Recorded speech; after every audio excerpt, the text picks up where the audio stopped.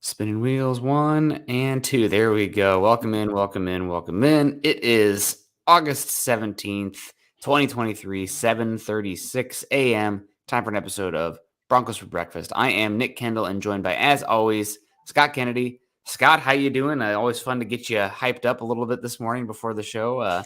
Talking a little bit of college football and everything going on. Talking some Big Ten East. Penn State's getting a lot of love so far. I don't know, listeners, I don't know if you follow The Athletic, but Bruce Feldman's Freak List is always one of probably the best pieces of written media. I think that comes out every year. That means that football is here, like we are on the doorstep. And Penn State had the most players listed on that Freak List. So Big East might be pretty fun this season with Ohio State. Michigan still my favorite because they're going to just be able to run on everybody. But it should be a pretty fun year out in my favorite conference, the Big Ten. I was kind of curious what they were going to do with Nicholas Harbor. Speaking of freaks, wasn't he number one on that list you told me? The South Carolina wide receiver? Yeah. Yep. Because he made national news when he was 6'4", 230 pounds, running like a 10-800 meters or something. That went viral. I mean, it looked ridiculous. I'm a little disappointed he's a wide receiver, though, honestly. Yeah, it should be an edge. Yeah. We'll see, though. We'll see. You can make plenty of money as an edge. I used to be that way for a ton of guys. You should have seen Juju Smith as a linebacker. That was one of them. But shoot, he's making, even if he had been a better linebacker, he'll make twice the money as a third wide receiver. It's just hard to tell kids to go defense anymore. I mean, the offensive guys for the most part. There's just more opportunities to get paid. Yeah. Absolutely. A fun player on there. One of my favorites I watched that I was excited about this upcoming season, also listed 7 overall, is Chris Jenkins. Does that name ring a bell? Fans out there, Chris Jenkins was an unbelievable defensive lineman for the Carolina Panthers, on that line with Julius Peppers as well for a number of years. His son now is a defensive tackle at Michigan. Keep an eye out for him. Looks like a potential first-round pick this upcoming season. But let's get into it. You guys aren't here for us to talk too much college football, although it's always a lot of fun to talk college football. I mean, we might even do more of that on Fridays now.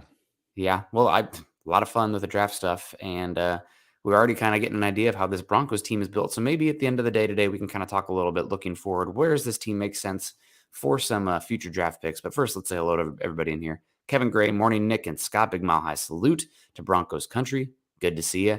Jeremy calling out our topic today just because I went through, I'm like, man, there's not that much juicy going on here right now. We'll talk some Cardinals, but this kind of pushes it forward to the 49ers as well. Saying, morning, boys. Today's topic proves sports really is reality TV for men. Yeah, it's the only reality TV I watch, man. It's great, though. I mean, it's compelling. Most of the time, not scripted, and that's it. So, it's good stuff. It really is. I've never, going back to Survivor's probably long gone for all I know. I've never watched a second of that stuff. I hated, what was the MTV show that kicked all of it off? Real World. The Real World. I saw a promo. I'm like, why would I want to watch this? I haven't watched a second of any of that.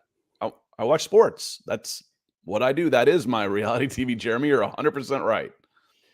Yeah, that's a great one. I do enjoy some of the reality TV shows, but mostly the ones. What was that? Like what? The ones that are the outdoor survival ones that are competitions. The name is escaping me right now. There's like 7 seasons on Hulu. Naked and Afraid? Not Naked and Afraid. I cannot think of what it's called right now. But they drop off 10 contestants and they can get 10 items up in like the Arctic Circle and they have to survive for 100 days. And that's pretty wild. I consider The Amazing Race more of a game show. So I guess are game shows reality TV? I don't know. I don't watch The Amazing Race, but if I happen to be in my wife watched it. And if I happen to be in the room when it was on, that would be one of the few that wouldn't make me get up and leave right away. That's about as good of an endorsement as I can give for The Amazing Race. The show that I was thinking of is called Alone. So that's founded on a long flight. Yep, Alone. Yep, there we go, Alone.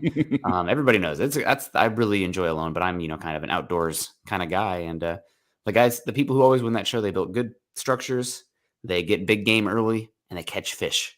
once the temperature drops below zero, if they're not getting fish, they are literally dying because they cannot put on any fat. So those are the takeaways that I've gotten. A lot of luck as well, but we're getting definitely off the rails here. But Alone's a lot of fun if you have some time. We got Kathy coming in. Kathy, I feel like it's been a second. Hope Yep, you're doing well. Doing well. Yeah, I appreciate you, Kathy. I'm always coming in and supporting the show. Austin H, hello, people. Hope you're doing well. EJ, good morning. What do you mean, you people? I think that show is 15 years old now. They just had their 15-year release anniversary. So pretty Tropic fun. Thunder. Yep. Yeah, it's crazy. It's like I still use sayings from like Caddyshack. It's like 50 years ago, man. It's like time for some new material. I mean, the classics are the classics for a reason. So I don't fault you for that. Caddyshack's great. Chase Wellner with the bacon and the eggs. Thank you so much, Chase. Brookland official music. Good to see you. Alberto. Morning, guys. Happy Thursday. Always good to do. Always good to see. Yeah, they're talking about The Blind Side in here. Talking about making a sequel to the movie, but like make it like a horror one. Do you remember the SNL skit where it was Peyton Manning? They cut him in to The Blind Side and they made it like a horror film. Okay, well, that would be. I'd be interested in that. You know what's going on. You know why Jeremy said something about that, right? Oh, with O'Hare and like all the stuff coming out. And Michael Orr, and it's like, oh, it was all BS, and it was all set up by the family. Yeah, that's. I didn't watch The Blind Side. I was covering recruiting when Michael Orr was up in Memphis. So I'm like, I covered his recruitment. It's like, so I didn't actually even watch it. I'm like, I lived it. I didn't actually watch the show. And now it sounds like somebody's fairy tale. Yeah, it's definitely BS. Also, they depicted him as having almost a learning disability, having disrupted school when actually he was like in gifted classes and stuff like that. So it's anything for, the TV, I guess. Brooke says, my wife watches Alone. Alone's fun. It's kind of messed up too, but it's fun. So yeah, Keith's in here says, I'm right there with you, Scott. Football is my reality television. Definitely the most compelling modern day gladiators out there. Albert Knoppers, good morning, everyone. Good to see you, Albert. The Orange is saying, let's talk about the reality of the 2023 Broncos. Good idea, OB. Good idea. The horror one. You should check out I'll send it to you after the show. The SNL skit, but it was Peyton Manning was hosting SNL. Peyton Manning's pretty damn funny. Yes. He's pretty funny. His dry deadpan delivery is pretty good. He knows what he's doing. That SNL skit where the SNL show when he was hosting the skit where it was the Boys and Girls Club and he was just pelting the little kids with footballs. That was great. And then also the one where it's like halftime in a basketball game and he's doing a dance, like getting amped for the game. So that's a classic one. You guys should, one of my favorites, much better than when LeBron or Tom Brady hosted, but that's beside the point. So let's get into it here. We have the Broncos once again being discussed on national broadcast, this time on ESPN's Get Up. Maybe we should start to patronize Get Up a little bit more now that Good Morning Football has become just a Kyle Brandt crapping on the Broncos any way he can stretch kind of show. Talking about the best thing the Broncos preseason was the Garrett Wilson stuff. The week 5 game is going to be fun, but I'm already kind of tired of it. I just want to talk about, the 49ers game and the Raiders coming up, not the bleeping Jets. We'll talk about them in, 8 weeks or whatever the heck it is. But we had Get Up Football talking about the Broncos, and they kind of talked about a lot of things that I've discussed this entire offseason, Scott, with the Broncos. Are they going to be able to make a marriage work between Sean Payton and Russell Wilson? And what does that look like? So I'm going to pull that up here if it'll actually work for me as I try to pull it up. There we go. And I'll make it full screen too for you guys. But yeah, ESPN's Get Up. Are Russell Wilson and Sean Payton destined for a divorce? What? What is the face? Well said. I don't know. You know what, Green? I think it's too early to say that, right? And I have to remind myself that this is still the preseason. But watching that Broncos game and watching Russ, there were still moments where he looked lost. Like it felt like they took so long to even get in the end zone. And after seeing him last year, you felt like, okay, the starters, they got to play in the preseason. We're going to see a different Russ. And then I saw a lot of what I saw last year. And then I started to get worried. And then I said, wait, pause. It's August. So it's still too early, but there's reason to be still concerned because we don't know if Sean Payton can actually fix Russ. Yeah, I mean, fixing Russ is an interesting place for us to be. Yes. Because a year ago, the Broncos brought him in to be the savior. And now they're bringing in Sean Payton to try to save him. Right. So, Booger, life comes at you fast sometimes. That's where we find ourselves. Do you feel like it's going to work? Greeny, I don't know, and I continue to say the same thing when asked this question. All right, let's go. Let's Really move on. We get the point here. Sean Payton runs an offense. They're talking about preciseness.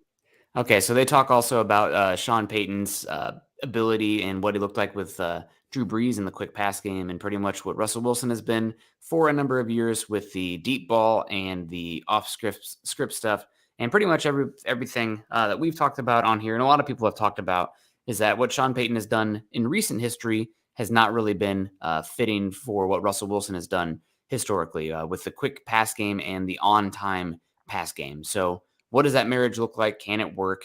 Pretty much a lot of stuff we've been talking about on here. And from that first preseason game, I thought the play action concepts looked pretty good overall, but the quick pass game and the touch on the ball and everything was still off, in my opinion. Maybe it will always be off with Russell Wilson, but I think those questions are going to be hard to answer. And unless Sean Payton completely changes on what he's done, the last, 8 years with Drew Brees, I don't think it's going to be as good as a lot of people hope it can be in Broncos country.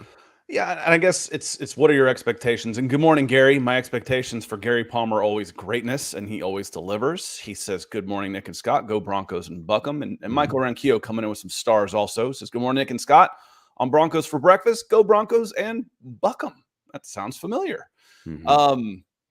Appreciate y'all, both of you, always supporting the show. I tend to focus more on individuals than on schemes. It helps us be a good pair on this because you're watching the schemes, and this is what Sean Payton has done. I tend to look and see at the success he's had with different styles of quarterbacks. When Jameis Winston comes in, Jameis Winston is a big arm downfield thrower who had a lot of success. Limited sample size, but a lot of success when he best football he really ever played for a stretch, playing for Sean Payton. Teddy Bridgewater comes in accurate underneath, not much of an arm, but a good leader, smart, cerebral quarterback, gets a $30 million contract playing 5 games for Sean Payton. Taysom Hill, the Tebow-esque type of quarterback, comes in, gets a huge contract playing under Sean Payton. So I look at the success that he's had with different types of players and know that he's not married to a system. This isn't a Mike Leach type of coach. This is a guy who will do different things in order to best fit the personnel he has. So the question, Nick, is a good one. Will it fit what Sean Payton wants to do? Maybe, but I think Sean Payton will adapt. The question that we've heard over and over and over again, though, is Russell Wilson washed? Is he done? Now, him not doing the things that he's never done great, that's not an indicator. It's like, okay, he hasn't been great over the middle in his career. Well, he still wasn't. Okay, well, that doesn't really mean anything then. That's not who Russell Wilson is. I saw arm strength. I saw a quick release. I saw physical ability that tells me the man is not washed up as a quarterback. He still has the physical ability to be a plus quarterback in this league. Now, we're setting the bar much, much lower than when he came in, which was a good point. I think that was Wingo or somebody that said that. It was one of the mics, wasn't it? Like I said, I don't watch these guys, man. He was brought in to be the savior, and now someone's trying to save him. So from savior level, no, I have absolutely no hopes and thoughts that he's going to become an all-pro quarterback again for the Denver Broncos. That's gone for me. Yeah. Can he become an upper half quarterback for this team and lead them to the playoffs? Yeah, I still think he's got that. I agree with you. I do worry, and it's something we talked about on here a good bit, is that with teams really in today's NFL really leaning towards nickel packages, much more dime and penny than we've seen historically, and playing so much too high safety looks, that teams across the league are systematically targeting, taking away the areas where Russell Wilson has succeeded down the field. You're not getting the aggressive cover 1 looks. You're not getting the cover 3 looks where there is more space down the field. We're seeing much more 2 deep safeties, cover 6, So cover what 4. should that open up? That should open up the middle of the field quick pass game, which is an issue with Wilson. That should also open up the run game. There you go. That's the one for me, Nick. That's the Yes. one for me. If you want to sit back and take away the deep shots, that's fine. I'll take 6 yards at a time. Yes. And if I can take 6 yards at a time with Javonte Williams and Samaje Perine, I'm going to get my deep shots. Yes, 100%. And also just some data for that. Last year, we saw the highest yards per carry in NFL average that we've ever seen in the history of the league. So teams are leaning a little bit towards the run game being a solution to try to take advantage of these light boxes, of these super safe, deep coverages. Base nickels. Dime is your second down. Dime. Dime is your second down defense. Yeah, and the penny front as well, with only one linebacker, 5 defensive backs, and 5 defensive linemen. So what does that mean? Run game should be more of an opportunity this year. But then it comes back to this point here from Bradley Conger. They will look as good as the offensive line as soon as the offensive line comes together. Again, this is one reason that I used to be offensive line. You want to have a good offensive line, but you don't have to have a dominant offensive line if your quarterback is good enough. But I was in the quick pass, Russell Wilson, Joe Burrow point of mind, where it's the pass game, the deep pass game, smart decisions. But if it's the run game and it's run game personnel that's mattering, especially with Russell Wilson, that to me is 85% offensive line, 10% running back, and 5% scheme. Maybe a little bit more to scheme, but offensive line for sure gets more than half the credit for the success of a run game. I don't know if that this Broncos unit has it to those standards. If you cannot work the quick pass game to an average level, if you cannot work the middle of the field pass game to an average level compared to league average, it's the run game. Then first game didn't look amazing to me, and we'll see if it can get better there. But I don't know. I don't love the depth, and luckily a lot of the guys they signed are more run game oriented. So we'll see what it looks like in more. Almost everybody they signed was either to run the ball. I mean, think of the tight ends, Nick. Think of a couple of the wide receivers they brought in. A lot of them were big dudes. Mm-hmm. Look on the opposite side of the ball. Everything was about, I'm sure Broncos country got sick of me saying the word bullied, but for 2 years we said the Broncos have been bullied in the trenches. Mm-hmm. This ain't rocket science. Despite everybody trying to come up with all these numerical formulas and changing names of stuff that's been around for 100 years, if you're getting whipped in the trenches, none of that matters. Yeah. And the Broncos have been getting whipped in the trenches. So let's fix what is broken first before we can really, we use car analogies all the time. It's like, oh yeah, I got some new rims. Don't they look good? Doesn't matter. Your engine's gone. You're out of gas. Nothing else. I cannot move this car unless I have gas. It's like your steps of troubleshooting are what is the first thing that breaks that keeps you from going. For me, it's your offensive line. If your offensive line is broken, your team is broken, and you don't really know what else you've got if your offensive line is not letting those other guys perform. Yeah. So it'll be interesting to follow for the Broncos this year, but that's pretty much it keeps coming back to that for me. And because Russell Wilson is not this undoubted, all-pro top 5 quarterback now, he is, like most quarterbacks, needs to be married to a specific style of system and play. And that comes back to, for me, the offensive line. Some quarterbacks will be more wide receiver and weapon dependent. If Wilson is going to be an under center running game, supplanting the quick pass game, middle of the field, that means the offensive line needs to probably end up being a top 10 unit for me this season if they are going to make the playoffs. And that first game to me did not look like a top 10 unit. And apparently in training camp, they have also looked dreadful. So I'm concerned, and it's concern for, I don't think there's many avenues to improve it this season. And also it's concern that the guys that they paid big money for aren't really being a catalyst for a massive turnaround on the offensive line, which is, you're married to some of those guys. And again, like I said, it's obvious. This isn't rocket science. No. And the first question that was asked of the offensive coordinator, Joe Lombardi, yesterday was about the offensive line.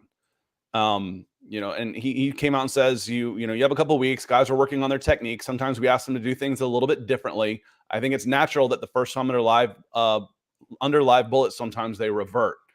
Meaning, and we've talked about that before too. You've got the repetition. in order for what you've been doing to go away and what you want to do to become muscle memory. I use a phrase a lot. I'd rather see you do it wrong. I mean, I'd rather see you do it right and fail than do it wrong and succeed. Whether you're watching, a bad swing in baseball, okay, yeah, you're hitting home runs now, but it's not going to last. If you're watching, if you like soccer or basketball, either way, I'd rather see a guy miss with his offhand than stop and go back to his dominant hand to try and put the ball up. If a guy's got an open shot on his left foot, take it, not try and cut back and get it back onto his right. I'd rather see you take it and miss while you develop. So that's kind of what he's talking about. He's like, we're asking guys to do things a little bit different, and you've got some new players in, and it's going to take a little bit of time. Again, we said this on Tuesday, Nick. I feel like if I'm looking at the concerns on this team, and our biggest concern coming out of the first preseason game was the offensive line, I think you've got the personnel for the offensive line to get right. Mm-hmm. Whether that happens or not, we'll see. But I think your personnel is okay. That doesn't scare me as much as, okay, this area of the team, the defensive line depth across the board, I don't know that you got the personnel to ever be okay. That's scarier for me. Yeah, it's reports coming from training camp is that the defensive line has looked okay and has been winning a lot of reps, which again comes back to the offensive line not being. Have you done joint practices yet? No, that's the Rams next week. So we'll find. Although the Rams' offensive line depth is absolutely abysmal as well. So I mean, they are horrible. Yeah. It's really hard to have depth and quality in the body types in the trenches when you continuously trade your draft capital. And the Rams and the Broncos have been some of the lowest in terms of draft picks, Scott. Well, that's when you get numbers, the numbers. Yeah. Like you're saying, you take a shot. How are you gonna be good on the offensive line when you haven't drafted a tackle in 7 years? Yeah. They try to pay ones. But the Juwan James signing, not very good. Jared Villiers abandoned. It'd be nice. How long do you have McGlinchey now? You signed him, I think it's a 5-year contract. Probably at least 3. Yeah. You better draft a damn tackle next year. Just stack them up. You talk them all the time. Stack them up like cordwood. Mm-hmm. Get a guy that's familiar with being a Bronco, knows what you want to do. Instead of bringing somebody in new, trying to prove himself. We use cross-sport analogies all the time. And I used to watch the New York Yankees sign guys to big contracts, whether it was Alex Rodriguez or Mark Teixeira, Hall of Fame type players. They all struggled their first year, all of them in New York with that pressure and that contract. Now, baseball's different than football, obviously. I get it. But my point is you got to invest in the offensive line more than just trying to buy a fix here and there, Nick. You gotta start drafting some guys. You have to. Yeah. And we'll get back to the offensive line here in a second. But first, Roderick Coke coming in saying, broke my toenail, out for the season. Gotta hate this sort of thing. Well, that means plenty of beer and cheese and couch and chilling for you. So hopefully that's going to be okay. Man. Tape it up. Luca tape. It's an amazing thing. EJ, hopefully offensive line plays better in the next game. We got Mark Schrader coming in saying good morning. Hope you're doing well, Mark. Always appreciate you coming in. We have Jay Vibes coming in saying I listen to you guys a lot in the morning, get through my work. Saturday, I'll be at the Broncos game, 30 rows back, very close seats, getting so excited. Hopefully that'll be a fun game for you, and hopefully you don't see good seats to any injuries. That's always the biggest thing coming out of preseason for me. Donald Wilson Jr. says, sorry I'm late. You don't got to apologize. It's okay. We appreciate you coming in and saying hello. Hope you're doing well. We got Dom saying good morning, and also says our defensive line depth is awful. Scott, somebody that we've pooped on here a lot. I guess we'll just come out and say that we've been, how is this guy starting? He's looked terrible, but been a lot of positive hype coming from Jonathan Harris in Broncos training camp and facilities. Now, again, keeps coming back to I'll believe it when we see it, but that is something to watch, no doubt for me. Just with the defensive line depth, maybe it finally clicks for him. Kathy coming in saying, "Is Bulls done? Or are we back to being after, or was it more being he's back? Just coming back from an injury?" I don't know. I mean, he was best in that one weird season with the fans not really there, and also with Mike Munchak. Maybe he's somebody who's a lost cause. As far as working out that contract, I'm curious if there's any issues with the coaches or in the locker room, and he struggles again this upcoming game. I think the Broncos could save 12 million with only 6 million dead if they move on from him this year. I don't think that's likely to happen because you're kind of already have questions at offensive tackle, but you do have Cam Fleming still there last year who held up okay, and there's been some positive momentum, some talk coming from Alex Pezlowski, the undrafted tackle from Illinois who started like 6 seasons in Champaign at left tackle, starting as a true freshman, and undrafted free agent, doesn't really have the body type and tools to be a good tackle, but on tape, he wins a lot of reps. So curious. I think he's getting a little bit more important reps in camp. But Garrett Bowles, can he recover? Is he even going to be on the team this year? I mean, the Broncos apparently asked him for a restructure. There was some talk about trade rumors. I wouldn't be surprised at all if there was the Broncos taking calls on him right now to see if there was anybody interested in him. I would. I'd be really surprised. Okay. Whether they're making some calls, whether they're taking some calls, I don't think anybody's calling the Denver Broncos. I think the Broncos are passively seeing what the market looks like right now. Yeah, they might be making some calls and putting out there. And again, it makes some sense. You could save some money and roll it over however you want to do it next year. But I don't think you would save some money, Nick, because in order to move him, you're going to have to pay somebody to take him. You think so this year? I think so. That's not a good sign for the No, he's got a base salary of $14 million. Okay? No one's taking on $14 million in Garrett Bowles' contract. It's not going to happen. Not the way he's like, again, it goes back to, we talk about this all the time. I kind of laugh at different, this isn't a Broncos thing. This is universally sports fans. Man, this guy stinks. He's overpaid. He's injured. Trade him. Yeah. What?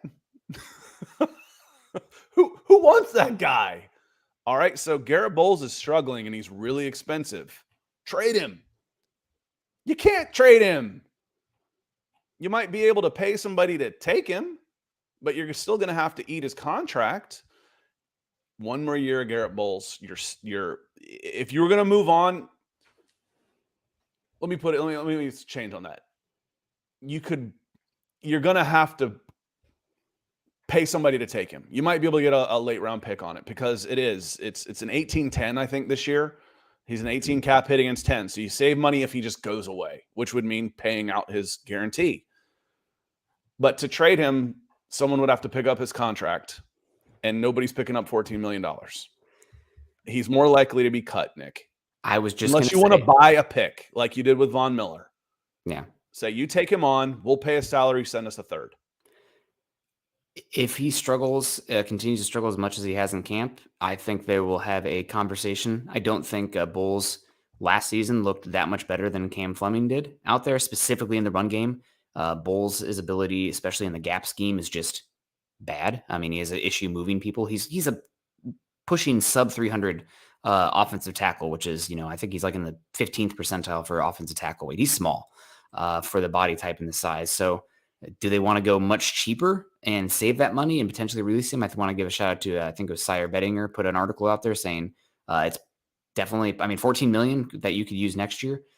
Possibly. I don't think it's likely, but I don't think that they are super happy with the position right now based on what I've heard, and specifically the left tackle position themselves. So we'll see how it plays out. My other question then beyond this, real for Garrett quick, Bowles, before then we'll put an end on this. We've talked about culture. Why is McManus gone? Bowles is a leader of this team who's had very little success. Mm-hmm. It may just be a change of scenery, man. Listen, we've got to move on from some of these guys who have not known winning with the Denver Broncos. That might be part of it. A change of scenery could do him some good as well. But we said at the very beginning, when you can save $8 million by waiving, just flat out cutting him this year, and that was pre-June 1st, he's vulnerable. Mm-hmm. He's vulnerable. Yeah, so it'll be interesting to follow. My question with Bowles is that, I'm already starting to dig into the 2024 draft class, and it does seem like some of the potential upshot players for the position next year at offensive tackle are more so right tackles. So I am curious if the Broncos would even consider potentially moving Mike McGlinchey over to left tackle next season for a year, 2 years, if the best offensive tackle available is a right tackle in trade versus a left tackle. And there are two names. The top two tackles in the draft for 2024 right now are both left tackles in Olu Fashanu from Penn State and Joe Alt, Notre Dame, two names to keep an eye on. Unless the Broncos are picking in the top 10, I'm not sure that you're going to have a chance at either of those guys. So then it becomes a question of right tackles. And Georgia has a 5-star right tackle named Mims, who is really intriguing monster, like 6'7", 330 pounds, great athlete. And Alabama, those two schools, another 5-star right tackle in Latham, who I thought looked pretty good last season. Doesn't quite trust his technique yet, but once he does, I think he's going to be pretty good. Those guys are right tackles, probably late round 1 to round 3 range right now, based just on their tools and body types. Maybe the Broncos, if they move on from Bowles, would move McGlinchey over for a year. McGlinchey did play some left tackle at Notre Dame. I don't think it's an ideal situation, but I think that McGlinchey being signed shouldn't keep you from drafting the best tackle available. If you can get the best 5 out there, and that means moving McGlinchey, so be it. No, you have a conversation. An internal conversation? Let me hit David on this real quick while we're talking about draft picks. He says, "Hey Scott, how many draft picks do we have next year?" You've got 7, and it kind of looks like a rainbow based on where those picks are coming from, because only 3 of them are your own. According to Tankathon, you've got a 1st that's your own. You've got the 3rd from the Saints, a 4th from the Dolphins, a 5th that's your own, a 5th from the Jets, a 7th from the Rams, and a 7th that's your own. The hard conversation that you're going to have, one, is what do we do with Garrett Bowles' contract? Do we cut him outright? Did he play well enough that we ask him to restructure and basically take a pay cut? Where we extend him and cut his cap number? Those are things. Once you have that decision, then you have a lot of other questions, and then offensive tackle becomes a huge priority. But again, Nick, I think what I just say, like 5th, 7th, 7th on a couple of those drafts, one of those guys should be a tackle, flat out. We talk about don't reach. Well, in the 5th and 7th rounds, you're not reaching. There's guys out there that'll be pretty in a block on your board that all have basically the same grade. I guarantee you there's going to be a tackle in there. Man, take one. Start stacking these guys up. Trade that 5th for 2 7ths and take 2. Yeah, those 7th round picks the hit rate is so low. Like teams are kind of starting better at 5th for offensive linemen, but they hit. Yeah. But again, get some guys in there that know what it means to be Broncos, and you're not having to overpay. Again, you mentioned Cam Fleming. We're talking about Cam Fleming. There's in here, and sorry to cut you off on this, Nick, but it's okay. It becomes value versus performance, and yes, it's an exponential curve. An average player is way down here. A guy 10% better in the top 10% is way up here. But for your value, Cam Fleming, you got much better value on Cam Fleming than you did in Garrett Bowles. You would be better off with $15 million in salary cap money and Cam Fleming as your left tackle, I think. Yeah, I mean, it's just one game, and I see comments and, give it a rest, small sample size. It is that, but also you guys have to know that at least I talked to some people in the facility, and there are concerns. And I don't think there's some people who are not super happy with number 72 right now. And I think those whispers are going to get louder and louder if the struggles continue. So just, I guess this is a preempting you guys to if 72 doesn't get better out there in many phases, that there could be a lot of discussion and upsetness this season. And Mike, yeah, I'm not a professional athlete. If I was getting paid to be that guy, then criticize me away. You can criticize anyway, like you're doing now. It's fine. For $15 million, and that's my job. Yeah, you're criticizing us, and it kind of is our job to talk about and pontificate on what who the Broncos may and what they may or may not do. And if you don't like it, hit the leave button, because that's what we do here. So I never understand people that come in and say, well, you guys shouldn't be talking about this. Really? That's what this is. It's kind of what it is. If you don't like it, go away, man. I appreciate Mike a lot of times coming in, but it's just, we're concerned right now, and we're trying to figure out what it means and what it could look like in all the different scenarios. Joshua Bacon coming in saying, I'm a Saints fan. Payton will fix the Broncos. I think Payton will fix the Broncos as well. I think that the AFC West and the AFC itself is a lot tougher than the NFC that Sean Payton was coming into at that time.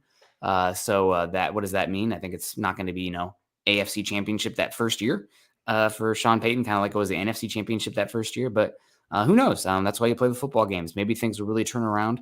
But it keeps coming back to the offensive line for me. Mark coming in says, you give the worst quarterback in football time to find a second and third read, he'll tear you apart. Great quarterbacks have a bad line, or he's toast. And he's toast. Peyton Manning has a pretty damn poor offensive lines. I mean, if you are truly great, you can have just an okay offensive line and get by, but I don't think Wilson is a truly great quarterback. I don't think he's not a chameleon in how he wins. He has to have a certain style. They're talking about in that get up, that's still the Russell Wilson offense to an extent where it's should be under center, deep play action, balanced. That's the best way because he does have issues in the quick pass game in the middle of the field. And that itself leans into you need to have a good offensive line to function that way in a week-to-week basis. And I know the point Mark's trying to make here, obviously. But there's levels to this. Yeah. Aaron Rodgers masked a lot of problems the Green Bay Packers had for years with the lack of investment in the offense while they were going for defense. Zach Wilson, the more time you gave him, the worse he got, which was super scary. But yeah, I mean, I said it before, down to the college level, if you see a quarterback take a 5-step drop, plant his foot and throw, it's completion 90% of the time. I mean, it's pitch and catch. Yeah. So being on rhythm, trusting your offensive line is so huge, no matter who the quarterback is. Absolutely.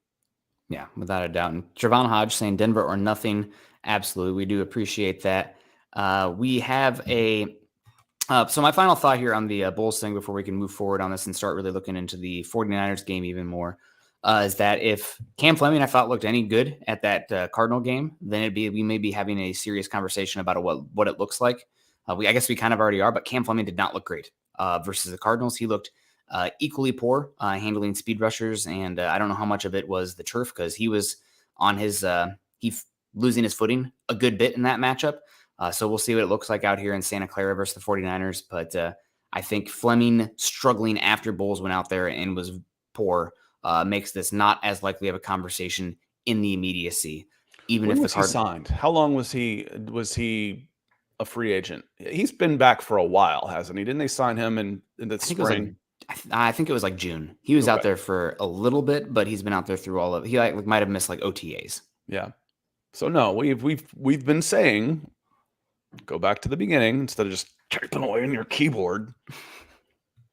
The personnel is there for the Denver Broncos. Feel much better about the personnel on the offensive line and them getting right. Then the defense scares me a little bit. The defensive line still scares me a little bit, the people that are there. But we're also always, and we have been for a year, going to talk about salary caps and contracts. I don't care. Garrett Bowles can turn into the second coming of Tony Baselli and Jonathan Ogden. He's not playing on that contract next year. It's not going to happen. They'll either extend him or they'll make a different decision. So there are going to be lots of options for Garrett Bowles. And we're here to make sure you know about them. Yeah. Yeah, absolutely. And Mark Hoynack coming in saying our best chance against the Raiders is if Max Crosby catches a cold. Been a thorn in our side for years for every matchup. Yeah, Max Crosby is probably the single most underrated defensive player in football.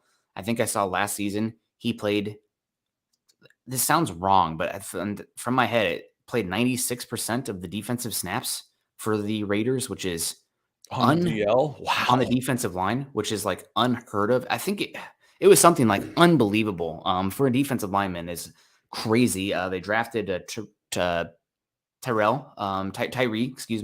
from Texas Tech this last year. So the Raiders have some interesting talent, length, and power at edge. I think the big question here for the Broncos is how are they going to stop Max Crosby? They're going to running back him, dude. You're right. It was 96% of the snaps. He had 1,100 snaps at 25 years old. Dude's going to be burned out at 27. That's unheard of for a defensive lineman. I mean, even like the top, typically it's about 80, 85, 96. Let's say what Myles Garrett is. I bet Myles Garrett's 70 at most, you think? I would go 82. Myles Garrett, defensive snaps. Percentage. Last year, snap counts was 79. 79.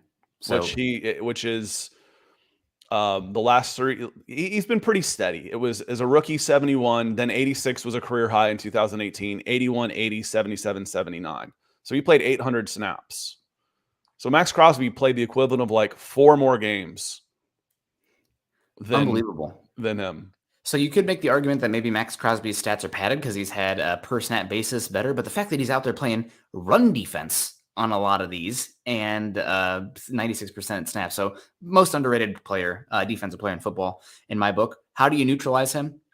Broncos last season, I think we don't have the official data on this, but I would be floored if they didn't have the lowest average yards to go on third down in the entire NFL last season with how terrible their run game personnel was and how terrible their the procedural penalties were, holdings, false starts, et cetera, had to lead to the longest average third down yards to go in the NFL for the offense. How do you slow down pass rushers?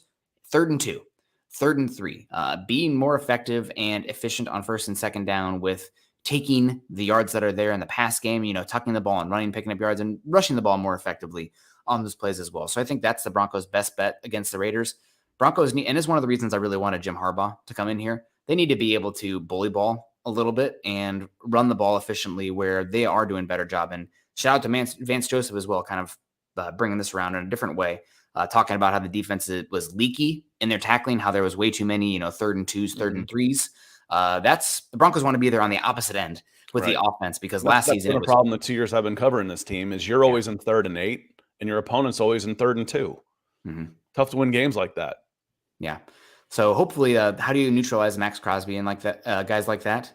On 3rd and 2, they have to play the run then, and the run is an equal option on a 3rd and 2 as well. And also, if you're playing 3rd and 2, 3rd and 3, and the run is an option there, that's when you can take some kill shots. The play action, a lot of big plays down the field come on a play action shot from 3rd and 2, 3rd and 3 with those guys firing down. Broncos just didn't have that opportunity last year because they were so bad on 1st and 2nd down. Made it almost impossible to be aggressive on those 3rd downs. Lawrence Rivera says, if Russ gets rid of the ball in under 2 seconds or less, he will score over 2 touchdowns and will win every game. That literally needs to be fixed. I don't think it's the only the line. That's very quick pass game oriented for 2 seconds or less. I think the average is right around 2.5 for the. The fastest is like Tom Brady was 2.5. So the fastest is 2.5 on average. That's the fastest. I know it's very close. It's like the range is like 2.5 to like 3.2. Like, so it's less than a second. That's a lot. I mean, the range. Yeah. When you're running, that's 7 yards. I can run a delayed blitz on 0.7 seconds. At full speed, basically a step is 1/10 of a second. That's 7 yards of, again, that's a long time. Yeah. But yeah, Lawrence, you just heard me say, and I've said it a zillion times. I'll say it one more.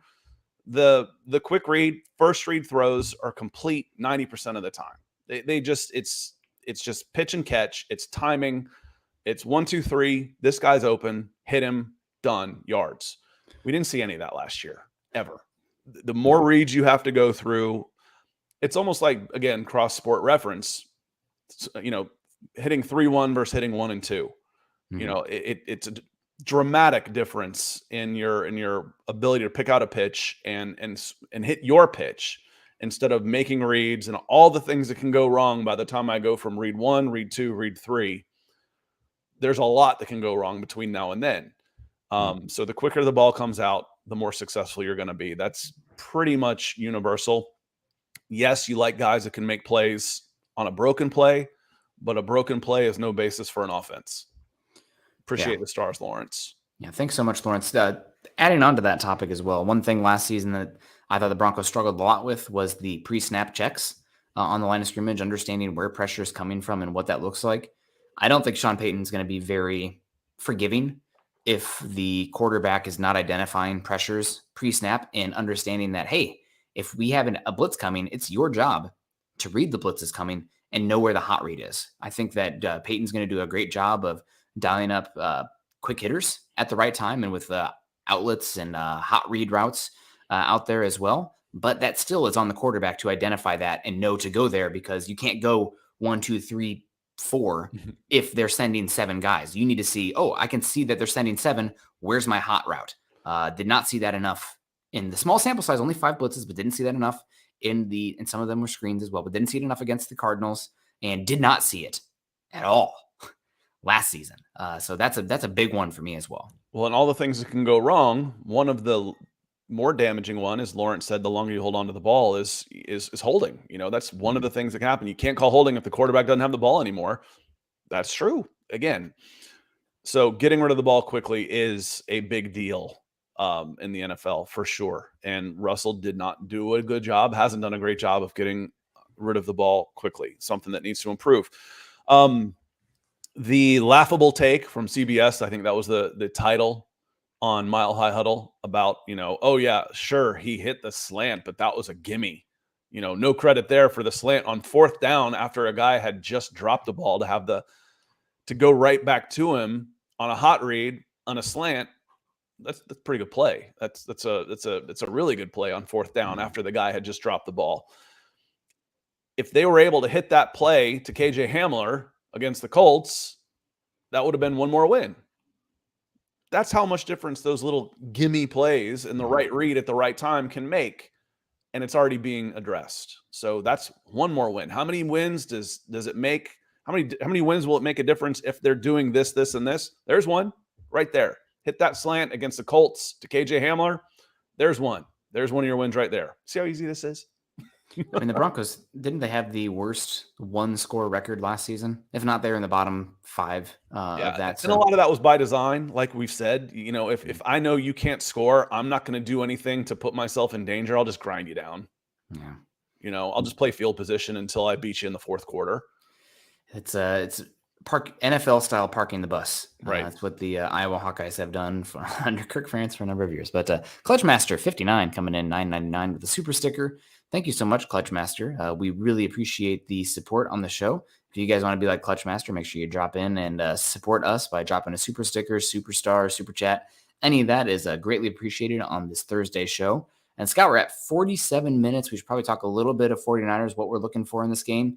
I am curious. So the 49ers have obviously moved on from D'Amico Ryans, who's now the head coach of the Houston Texans. They brought in Steve Wilkes as their new defensive coordinator. It does sound like they're good. I mean, good hire. We love Steve Wilkes here, without a doubt. I'm curious to see how the Broncos offensive line looks. I don't think it's going to be, the 7-man blitzes that we saw like versus the Cardinals, but Wilkes is going to bring a little bit more pressure than D'Amico Ryans. I want to see what the offense looks like and what we just talked about. I want to see Wilson's ability to handle that pressure and identify that pressure pre-snap, not take a long time, not hit the back of his drop and then understand, oh, they're sending 7. No, that needs to be pre-snap, or like as soon as you get the ball, you need to be able to identify that and get rid of the ball and make the correct hot read. The last game, but he was 2 for 5 against the blitz. Not good enough. You should know where, especially when you have a Jerry Jeudy out there. If it's blitz, it means he's going to probably have one-on-one coverage. Know where the ball should go. Yeah, he's a man beater for sure. The one-on-one, those gimmies, that's because Jerry Jeudy's good. Find the guy. If you don't jam him at the line, it is a gimme. So take it. They're going to give it to you. Take it. Which team does this preseason game have more value for in regards to regular season preparation? Keith, that's a great question. I almost want to say San Francisco, honestly, just because of the quarterback situation being a little unsettled right there. But it means a lot for the Denver Broncos, obviously, too, for all the reasons we've talked about, especially on offense, the continuity. With the defense, again, I'm worried about personnel on defense more than how you're going to scheme, because defense is about dudes. It's not as much about schemes. It's about having the right guys, where offense is one guy not doing his job can ruin a play. On defense, one guy doing his job can ruin a play for you in the right way. So we want to see a little more continuity out of the offense. We want to see a little bit more competency out of the offensive line. And then Russ just be chill. I don't need him to go throw 3 touchdowns. I don't even know how much he's going to play. But just be, again, I want to see some running game. I want to see you beat some of the guys that they put in front of you. We should see some more one-on-one matchups and win some of those and take the next step, because week 3, you probably won't see your number ones at all. So this might be the best game chance for you to see the dress rehearsal before you go to week 1. Yeah, for me, it's the Broncos. It's more valuable just because you're still trying to implement a new offense and new coaching staff on both sides of the ball, where the 49ers, well, Steve Wilkes is there. They have a lot more continuity out there, so they can click into place. They know what they want to do out there. A lot of the returning same players, not as much overturn as the Broncos had. So will be interesting to follow. But Broncos, other thing about the 49ers, and we got a clips coming in. How is Riley Moss coming along? Will he start? Riley Moss is dealing with an abdominal injury. He's been out. It probably really puts him behind the 8 ball a little bit to start the season.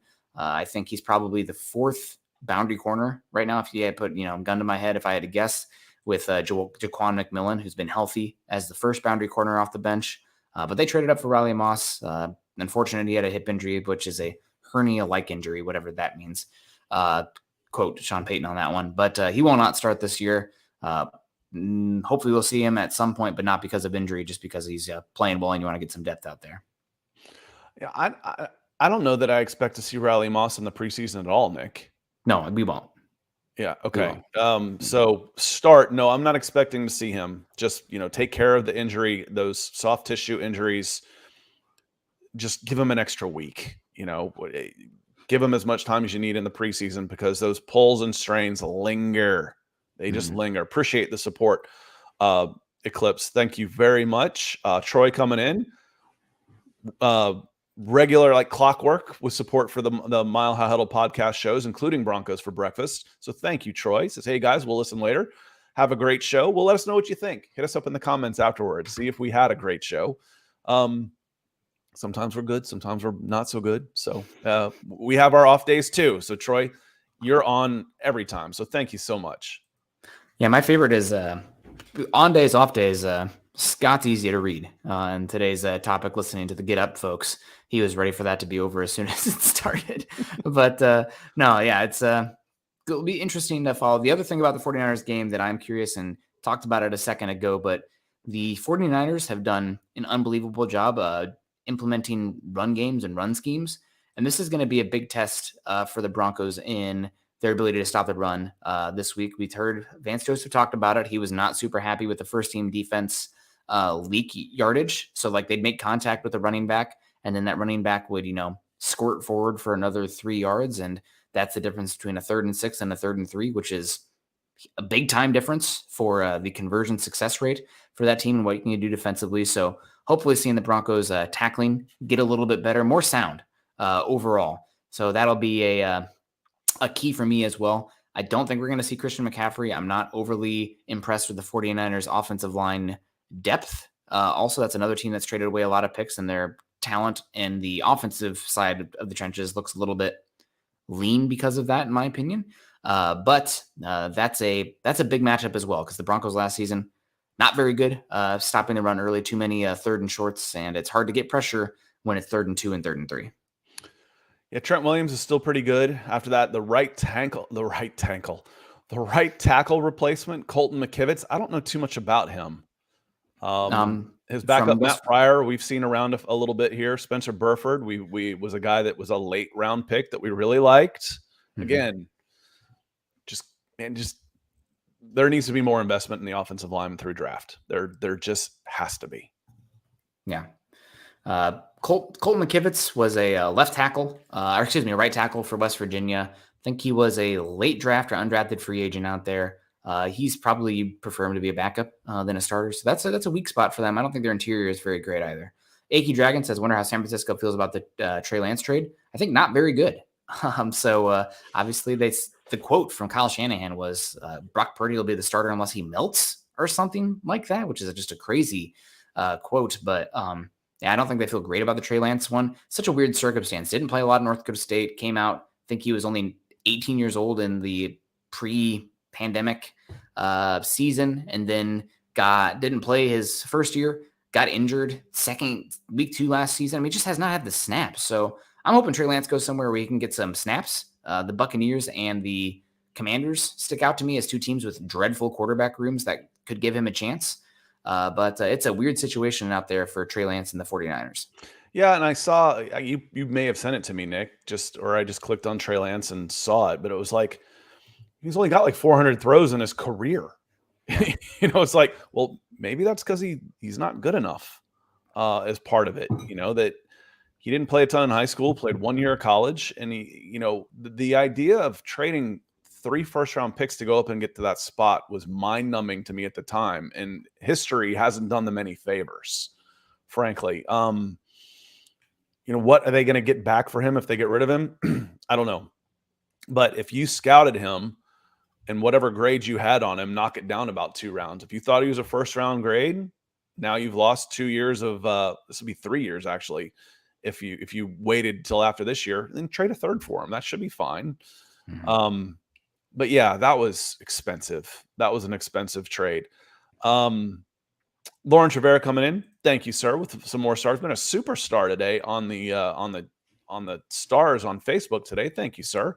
He says, good chat, everybody. Yeah, great job great job to all of y'all out there. And good show, everyone. So thank you, sir. Yeah, we appreciate you. Jeremy also saying maybe Kyle should have stuck to his guns and picked Mac Jones. I don't know if Mac Jones is going to be the starter in New England this year. There is some Bailey Zappi momentum out there in New England. He went like 12 for 14 or something in the preseason game, and he was that'll be a surprise to me.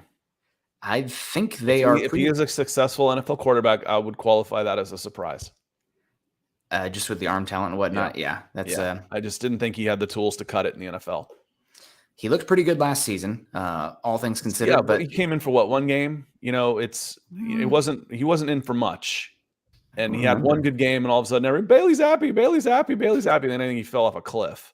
Yeah, as those guys tend to do. Yeah, and so can you sustain it? Not come in and have a nice pitch and catch. I mean, have a good game. Okay, that happens. Yeah. Can you sustain it over the course of a season? He played 4 games, started 4 games last season. Really good game against Cleveland. Other than that, not so great. So we'll see. I don't think there was a lot of Mac Jones potential trade talk this offseason as well, if you recall. There's a lot of Mac Jones hate going around. I guess he's not the most humble of people in the world. Yeah. And who was the player who said that he was an absolute Calais Campbell. Oh, it's Campbell. Yeah. Yeah. Freaking Shaq out there at 6'8", 300 pounds. He's like, wait, you're talking trash to me? Yeah.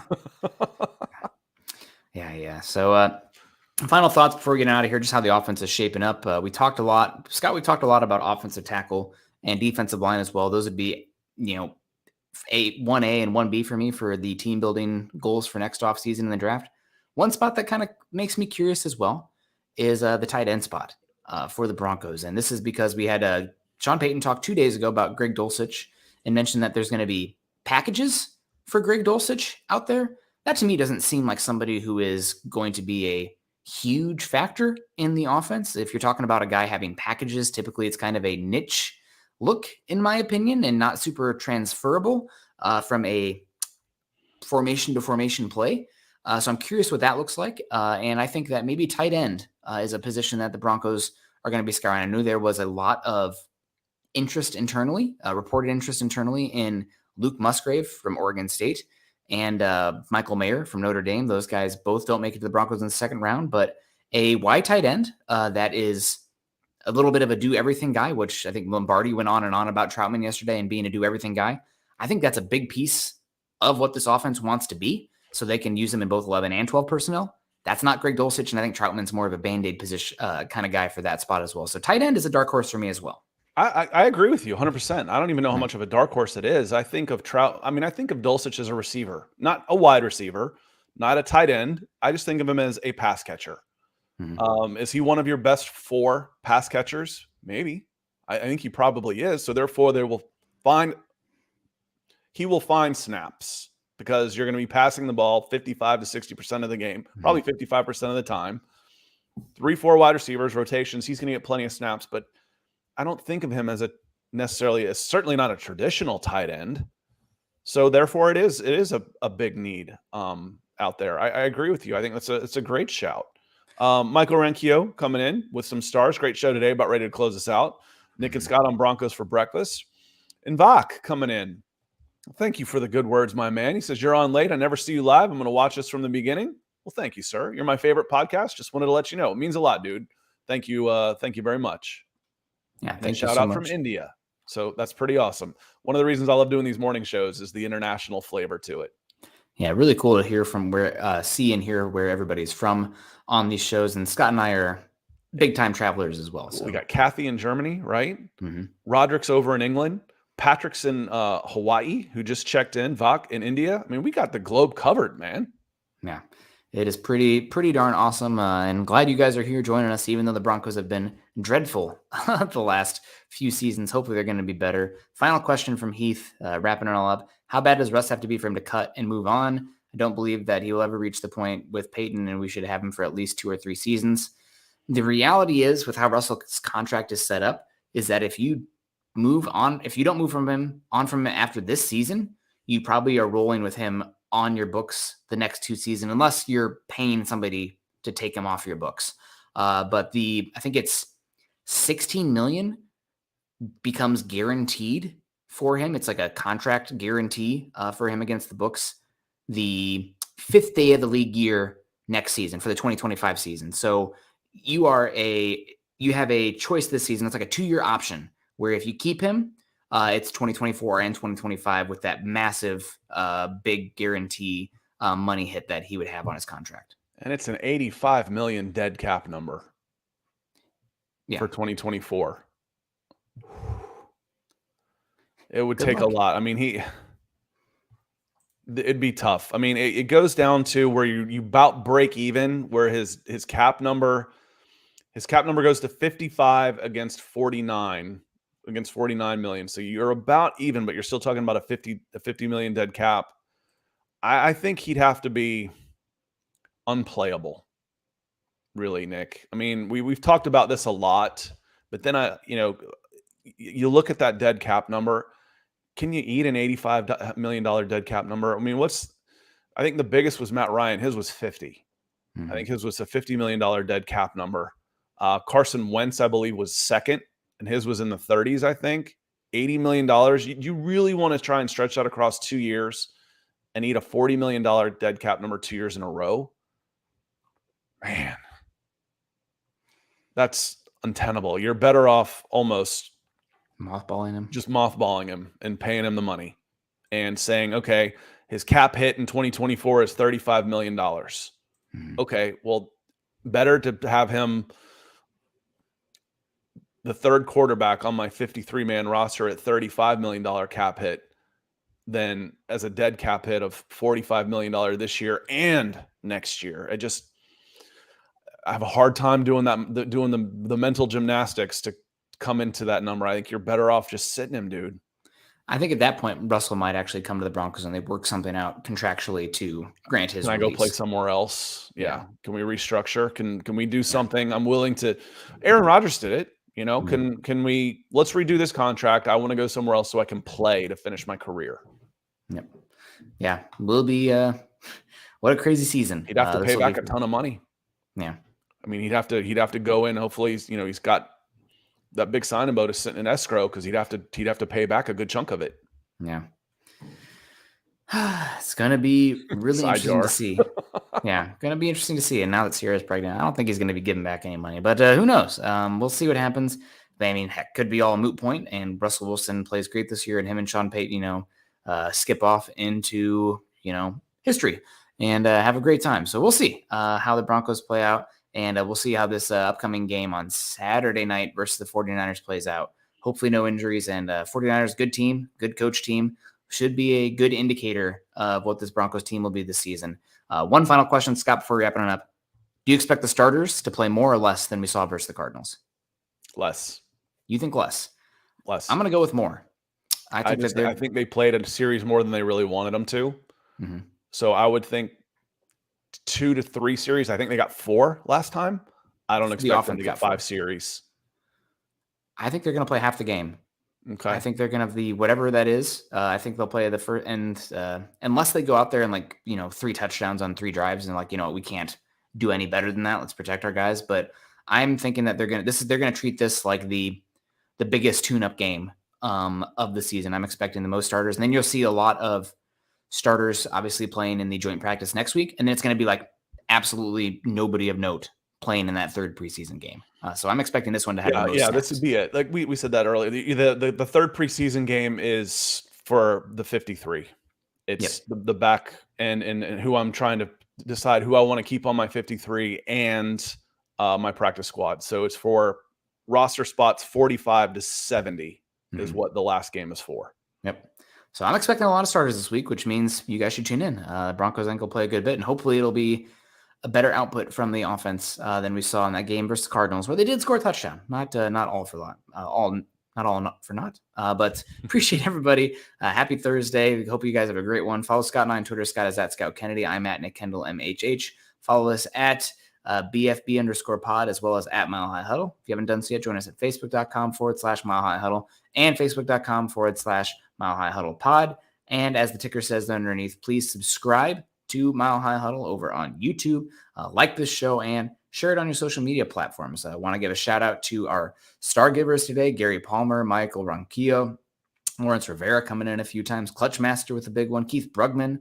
Hope you're doing well, Keith. Eclipse Stormborn, Troy Bauer coming in with a $9.99. Lawrence Rivera again. You guys are killing it today. Thank you so much. I know it's, a lot of the same topics here, Russell Wilson, Garrett Bowles, offensive line, but that's how the team's going to go this year. So any new information there, hope everybody can continue to stay healthy, and it'll be a lot of fun to follow.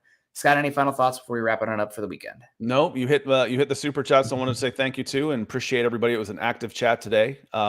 If you're new here, welcome and hit that like or subscribe button so you know when we go live again. Yep.